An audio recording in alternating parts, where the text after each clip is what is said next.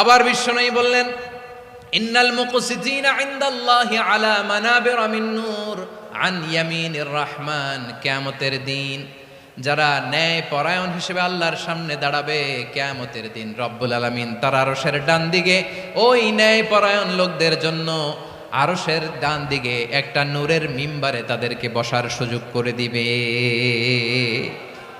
আল্লাহর আরশের ডান দিকে ন্যায় পরায়ণ লোকদের জন্য আল্লাহ তাআলা নূরের মিম্বার বানাবে।